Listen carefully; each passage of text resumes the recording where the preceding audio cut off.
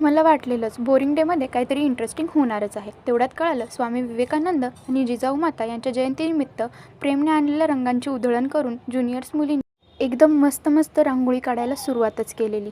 फार्मसीच्या स्पोर्ट्सकडे आमचे पाऊल वळणारच तोपर्यंत ह्यांच्या रांगोळ्या काढून कंप्लीट झालेल्या. बघतोय तर काय, एक से बडकर एक रांगोळी. अचंबित करणाऱ्या रांगोळ्या बघून आम्ही तर चक्कच झालेलो.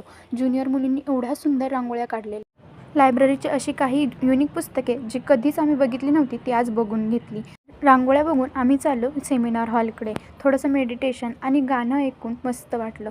मग आम्ही मोबाईल जमा केले. हे मोबाईल त्यांचेच आहेत जे आहेत वादविवाद स्पर्धेत, म्हणजेच भांडण स्पर्धेत. आम्ही वादविवाद स्पर्धा करण्यासाठी आहोत. तर वादविवाद करताना आमच्या संघाकडून एखादा चुकीचा शब्द वापरला गेल्यास क्षमा मिळावी. सरांच्या लक्षात आलं, रूल्स तर सांगायचेच राहिले.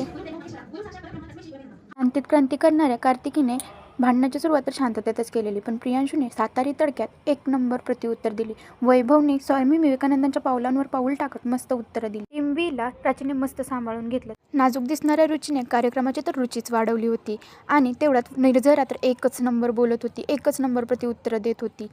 तेवढंच कंटेस्टंट अशी होती ती शांततेत बोलली आणि रुची तर काय एकच नंबर. पारडं सगळं एच्या बाजूने. दोन्ही पण टीम जबरदस्त होत्या.